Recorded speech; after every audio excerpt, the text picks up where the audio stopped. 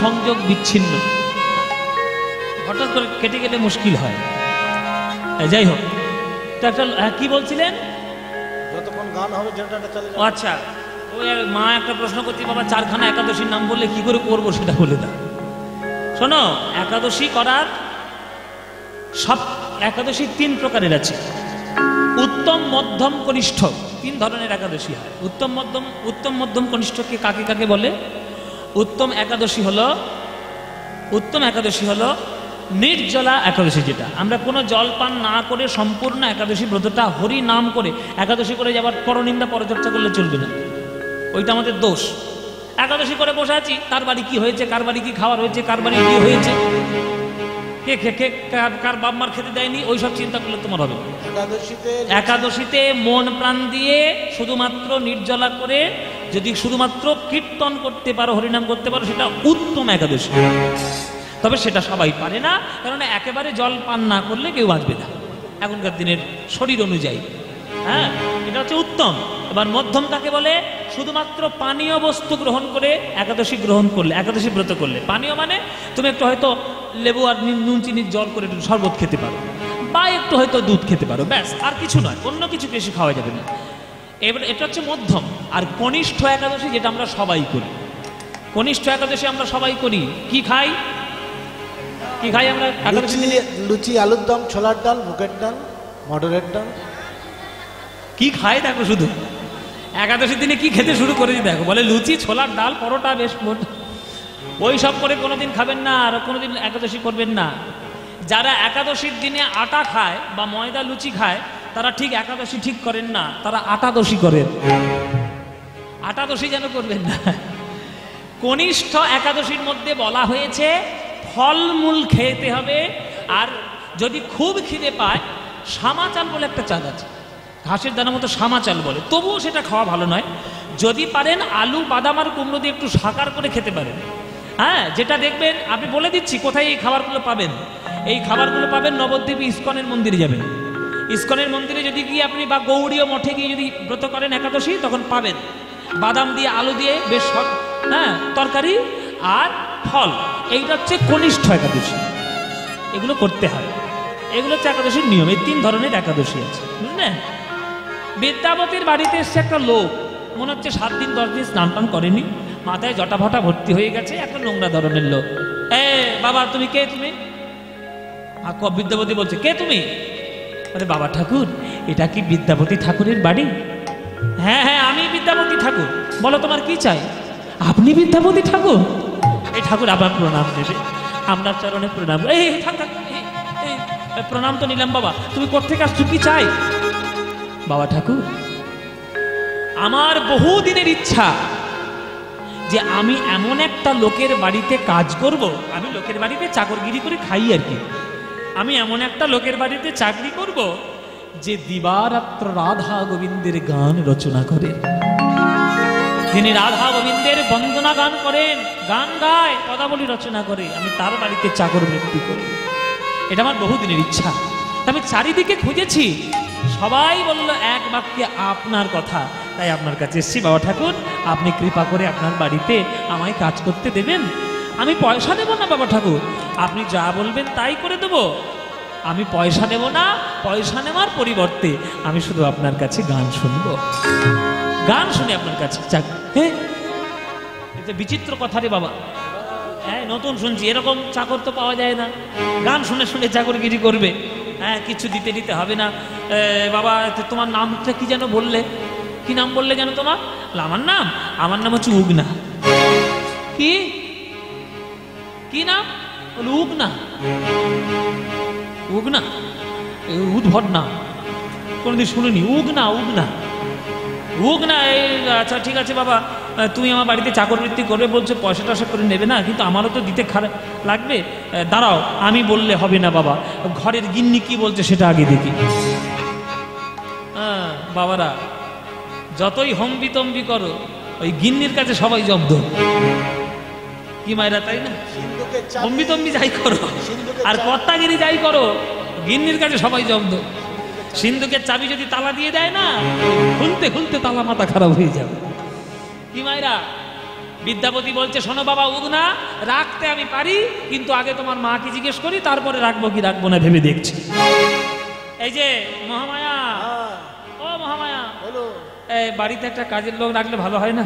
না না, পয়সা করি কম, ও কাজের লোক রাখা যাবে না। আরে কাজের লোক রাখলে আমার একটু সুবিধা হয়, গান টান লিখতে আমার সুবিধা হয়, কোথায় কখন বাজার টাজার যাবো সবার মনে থাকে। আচ্ছা, এই উগনা বলে একটা লোক এসছে। এ হ্যাঁ ওই উগনা, ও বলছে পয়সা টয়সা কিছু নেবে না, হ্যাঁ। শুধু আমার গান শুনবে, আমার সমস্ত কাজ করে দেবে। ও মহামায়া, বাহ, তোমার কাপড়ও কেচে দেবে, বাহ, বাহ, তোমার বাসনও মেজে দেবে, বাহ, তোমার কুয়ো থেকে জল তুলে দেবে, বাহ, খুব ভালো, খুব ঘর ঝাড় দিয়ে দেবে, খুব ভালো, বিনা হ্যাঁ, পয়সায়, থাক থাক থাক। ভাড়ার ঘরে ইঁদুর ঢুকলে মেরে দেবে। আর তার কোনো কথা নেই, ইঁদুর মারতে মানে ঠিক আছে। বলে সব যখন করে দেবে, বাসন মেজে দেবে, কাপড় কেচে দেবে, এত কিছু যখন করবে, বাবা এইসব বিনা পয়সার লোককে ছাড়া যায়?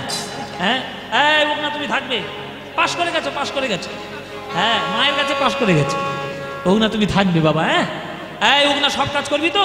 হ্যাঁ মা, তুমি যা বলবে মা আমি সব করে দেবো, আমি কুয়ো থেকে জল তুলে দেবো, বাজার করে দেবো, ঘর ঝাঁট দিয়ে দেবো, বাসন মেজে দেবো, কাপড় কেচে দেবো, ঘর পরিষ্কার করে দেবো, সব করে দেবো।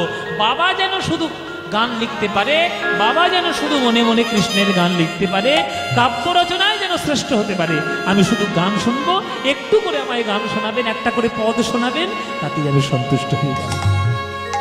বাহ, ঠিক আছে বাবা তুমি তাহলে থাকো। এই বলে রয়ে গেল উগনা তার বাড়িতে চাকরিগিরি করার জন্য। একদিন ও মহামায়া দেবী এসে বলছে, এই যে কি গো, ঘরে তো কোনো দানা পানি নেই, যাও চাল নিয়ে এসো। আগেকার দিনে হাট বাবা, এক একটা জায়গায় হাট বসতো, এক একটা বাড়ি, সেই হাটে গিয়ে সবাই নিজেদের বাজার টাজার করে নিত। সেই উগনাকে সঙ্গে নিয়ে বিদ্যাপতি চলেছে বাজার করতে হাটে।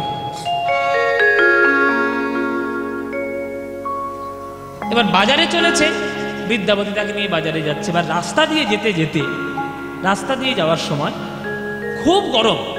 আচ্ছা আপনারা জেনে রাখবেন, বিহার রাজ্যে গরমও যেমন পড়ে আর ঠান্ডাও তেমন পড়ে। গরমকালে এত গরম পড়ে যে দিনের বেলায় বেরোনো যায় না, লু হাওয়া বয়, লু বলে, গরম হাওয়া, বাষ্পযুক্ত হাওয়া, গরম বাষ্পযুক্ত হাওয়া। আর ঠান্ডার সময় অত্যন্ত ঠান্ডা। তা গরমকালে যাচ্ছে তো, এই যে গরম গরম পড়ছে, এরকম গরমের সময় রাস্তা দিয়ে যাচ্ছে, যেতে যেতে বিদ্যাপতির খুব ক্লান্ত হয়ে যাচ্ছে, খুব কষ্ট হচ্ছে। উগনাকে বলছে, এই উগনা, ও খুব কষ্ট হচ্ছে রে বাবা, এত গরম জানলে বেরোতাম না, তোকেই পাঠিয়ে দিতাম, আমি আর আসতাম না। ও কি করি, ভালো লাগছে না। এই সামনে একটা বট গাছ আছে, বট গাছের তলায় বসে, বাজার পরে হবে কোন, বটের ছাওয়া আর নিমের হাওয়া দুটোই খুব শান্তি, তাই না বাবা? বটের ছাওয়া আর নিমের হাওয়া দুটো খুব ভালো জিনিস।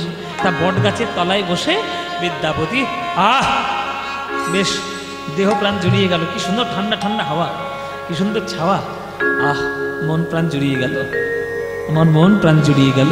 কবি তো, কবি কখন কি মনের ভাব উদয় হয় ঠিক নেই। গাছের তলায় বসে ওই বিদ্যাপতি সঙ্গে সঙ্গে গান রচনা শুরু করবে, গান রচনা করবে। উগনা, এই গাছের তলায় ঠান্ডায় বসে আমার কি সুন্দর গান মনে পড়েছে রে। উগনা বলছে, গান মনে পড়েছে? এই তাহলে গান বাবা ঠাকুর, আপনার গান আমি শুনবো। শুনবি? হ্যাঁ আমি শুনবো। ঠিক আছে আমি তোকে শোনাই। গান শোনাচ্ছি। মাধব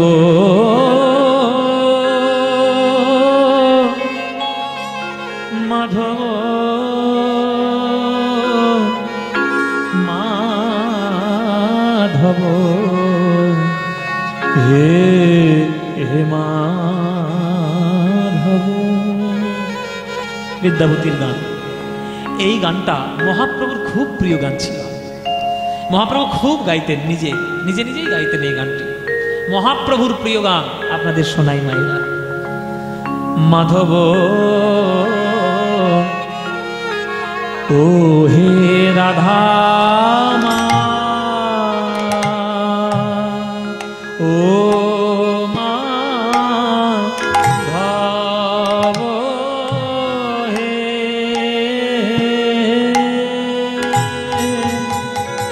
বহুত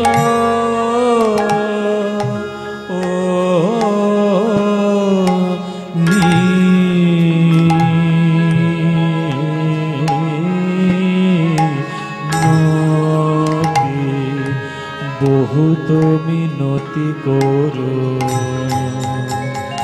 তো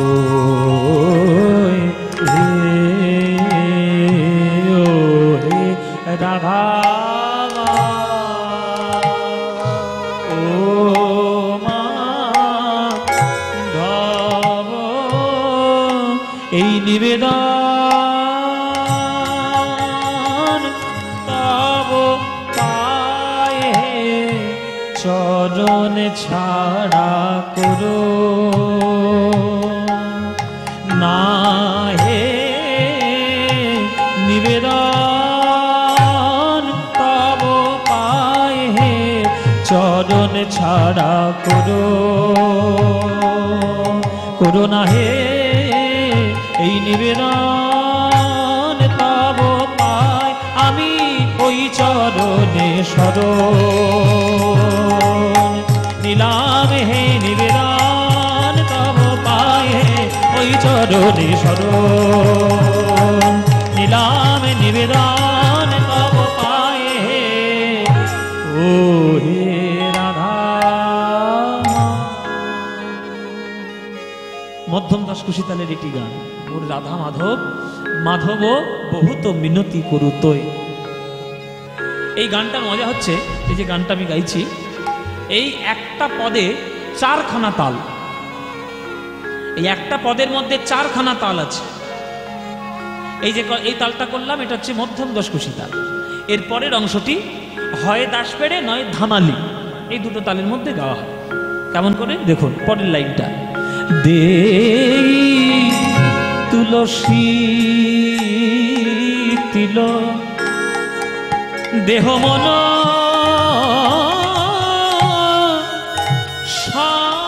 সামর পলু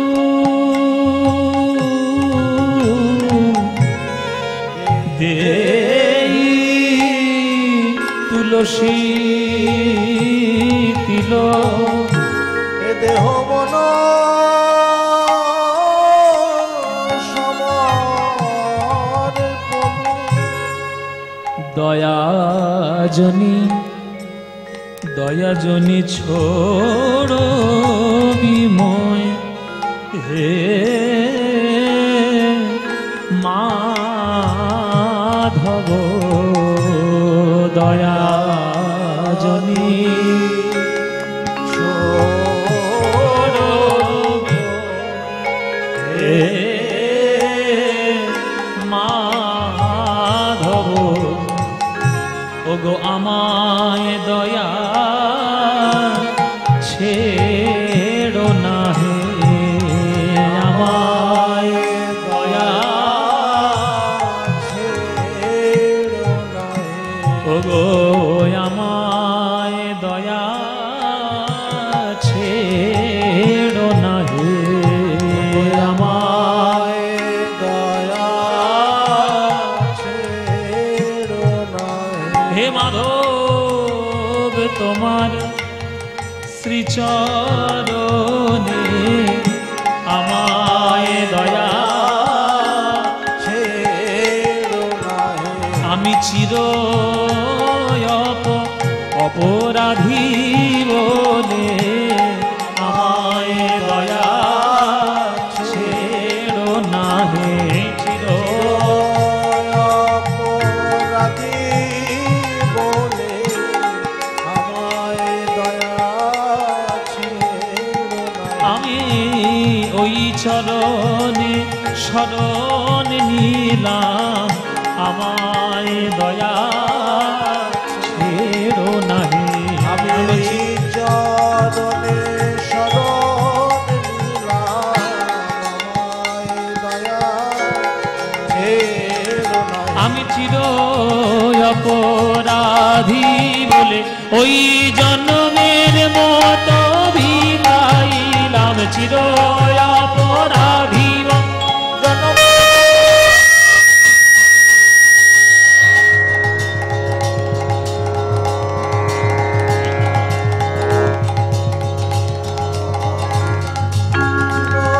অপরাধী বলে জন্মের মতো শরণ নিলাম চির অপরাধী বলে ওগো আমায় আমায় দয়া ছেড়ো নাহি। এই আরেকটি তাল হলো। প্রথমে মধ্যম দশকষি করলাম, তারপরে দাস পাহিড়া দিয়ে দ্বিতীয় অংশ। এবার দ্বিতীয় অংশের মানেটা কি, পদের মানেটা জেনে নিন। দেই তুলসী তিল দেহ মন সমর পলু দয়া জনি ছৌড়বি ময়। সেই দেখুন প্রথম গানের কথা আবার শেষে এলো যে তোমায় কি বলে নিবেদন করব। ভগবান বলছে তুই আমায় কি দিবি? বলে আমার দেহ মন প্রাণ তোমার চরণে দেওয়া ছাড়া আমার কাছে আর অন্য কিছু নেই, তোমাকে দেব। তুমি যেন দয়া আমাকে ছেড়ো না। হে মাধব, তোমার চরণে শরণাপন্ন হলাম, শরণাগতি তোমার চরণে নিয়েছি, তুমি আমার চরণ ছাড়া করো না। এইবার ভগবান বলছে যে দেখো বাবা, তুমি তো আমার চরণ ধরেছো ঠিক কথা, কিন্তু তুমি আমাকে ডাকছো, এই ডাকার সাহসটা আর ডাকার কত পুণ্য তুমি করেছো যে তোমায় আমি কৃপা করব।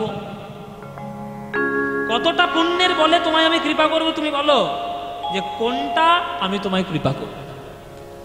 কি বাবা, কি মায়েরা, আমি মাধ্যমিকে চাই আমি যেন স্টার পাবো, 600-র মধ্যে আমি 600 নাম্বার পাবো, আর সারাদিন ফেসবুক হোয়াটসঅ্যাপ করব। হবে বাবা? কি গো, হবে? আমি চাই আমি ভালো সঙ্গীতজ্ঞ হব, আমি চাই ভালো একটু গান গাইব। আমার ইচ্ছে খুব আছে যে একটু ভালো যেন গান গাইতে পারি, 2-5টা লোক যেন আমায় দেখে। আমি গান শিখেছি কি, কাঁচা বাদাম ভাজা বাদাম, কাঁচা বাদাম ভাজা বাদাম, এই গান শিখেছি। এই গান শিখে আমি কোনোদিন সঙ্গীতজ্ঞ হতে পারবো? ওই গান শুনে মানুষের চটকদারি হয়, খুব দুদিনের জন্য ভালো লাগে, কিন্তু ওইটা যদি সঙ্গীতের পরিভাষা হয় তাহলে দুর্ভাগ্যের শেষ নেই, দুর্ভাগ্যের শেষ নেই বাবা। গান বাজনা শিখতে গেলে গুরুর কাছে বসতে হবে, লাঠি ঝাঁটা খেতে হবে। আমার এক গুরু পণ্ডিত তন্ময় বোস, আপনারা তন্ময় বোসকে দেখেছেন কিনা জানি না। যখন প্রথম তন্ময় বোসের বাড়িতে গেছি, তন্ময় বোস আমাকে প্রথম দিন শিক্ষা দিয়েছেন, একদম প্রথম দিনের শিক্ষা, যে তুই গান বাজনা শিখবি, আজ থেকে লাঠি ঝাঁটা খাওয়া শুরু কর, যত লাঠি আর ঝাঁটা খাবি তত তোর উন্নত হবে। তা আজকের দিনে এই 30 বছর বয়সে দাঁড়িয়ে আমি বুঝতে পারছি কথাটা কত সত্যি। গুরুর বকুনি না খেলে, গুরুর শাসন না পেলে, গুরুর চরণে না বসলে গান বাজনা জাস্ট হবে না, হবে না গান বাজনা। এত সোজা কথা নয় গান করা। এখন হাতে একটা মোবাইল থাকলে আর সামনে একটা ক্যামেরা থাকলেই গান হয়ে যায়, অত সুবিধার নয়, এত গান করা সহজ নয়। সাধনা চাই, সাধনা চাই, তার জন্যে অভ্যাস চাই, না হলে হবে না। তা ভগবান বলছে তোর কোন সাধনা আছে, কোন পুণ্য আছে যে তুই আমাকে ডাকতে এসছিস? কোন সাধনার দ্বারাই তুই আমায় পাবি বল? তখন ভক্ত বলছে প্রভু, তোমাকে পাওয়ার মতো কোনো সাধনা আমার করা নেই। আমার জীবনকে যদি তুমি দাঁড়িপাল্লা দিয়ে বিচার করো, তাহলে আমার জীবনে দোষের সংখ্যা বেশি, গুণের সংখ্যা মোটেও নয়। দোষের সংখ্যা বেশি, গুণের সংখ্যা বেশি নয়। গণইতে দোষ গুণলেশ না পাওবি, গণইতে দোষ গুণলেশ না পাওবি, গণইতে দোষ। এগুলো একদম পিওর সুর, আসতে এগুলো পিওর সুর। হ্যাঁ, দেখুন, গণইতে দোষ একরকম, দ্বিতীয় রকম গণইতে দোষ গুণলেশ না পাওবি, গণইতে দোষ গুণলেশ না পাওবি। জব তুহু করবি বিচার, জব তুহু করো বিচার, জব তুহু করবি বিচার, জগত করো বিচার। আমার গুণ তো কিছুই পাবে না মাধব, আমার গুণ তো কিছু পাবে না মাধব, কেবল রাশি রাশি দোষ পাবে, কিন্তু গুণ তো কিছুই পাবে না মাধব। কেবল রাশি রাশি দোষ পাবে, গুণ তো কিছু পাবে না।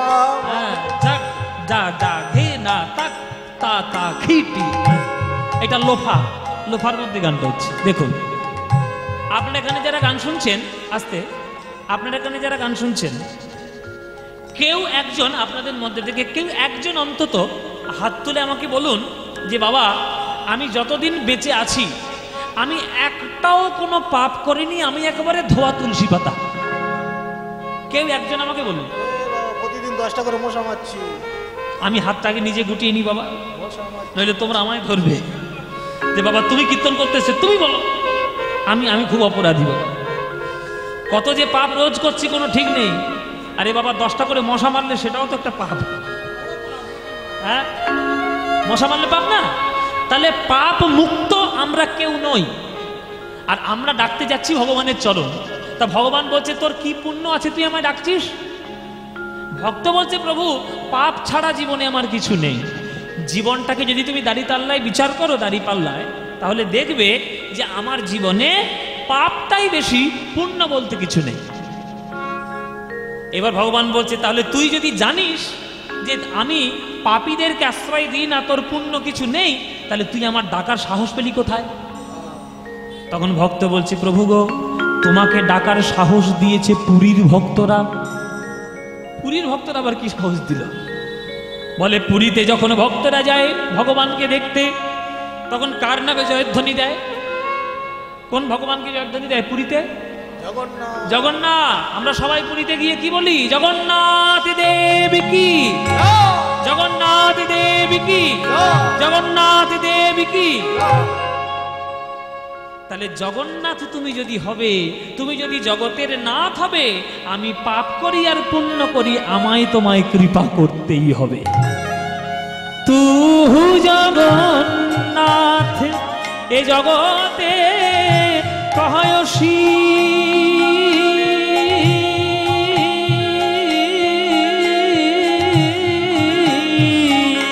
তুহু জগন্নাথ জগতে কহয়সী। আহা বলে জগবাহির নহমই ছাড়,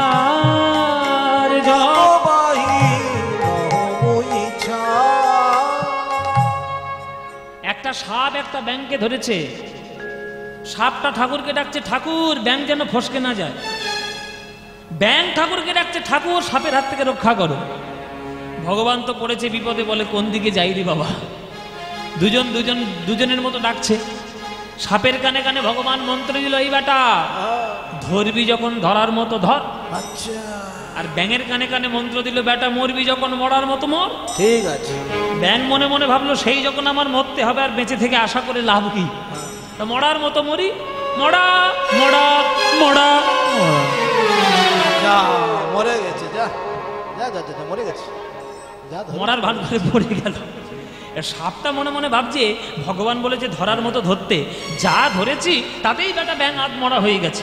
তা ভগবান কেন বললো ধরার মতো ধরতে? নিশ্চয়ই ধরাটা আমার আলগা হয়েছে, হতে পারে সকাল থেকে কিচ্ছু খাইনি। হ্যাঁ, তা যা ধরেছি তাতেই ব্যাঙ আধ মরা হয়ে গেছে। এবার ছেড়ে দিয়ে ভালো করে ধরি।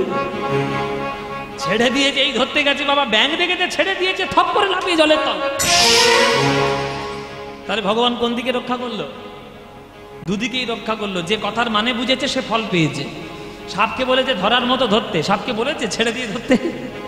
তুই বেটা ছেড়েছিস কেন? ছেড়েছিস মানে ব্যাঙ পালাবি। হ্যাঁ, তা ভগবান সব দিকেই রক্ষা করে। মাইরা আমরা ভগবানের সবাই জীব, কেউ পাপী কেউ পুণ্যবান, কিন্তু তাই বলে ভগবান আমাদেরকে কৃপা থেকে বঞ্চিত করেননি। কৃপা থেকে বঞ্চিত করেননি। যে সূর্যের তাপ পুণ্যবান পায়, সেই সূর্যের তাপ পাপীও তো পায়। তাই ভগবানের করুণা সূর্যের কিরণের মতো। হ্যাঁ, তা ভগবান বলছে তোর মধ্যে যুক্তি আছে খুব, ভক্তি কিছু নাই।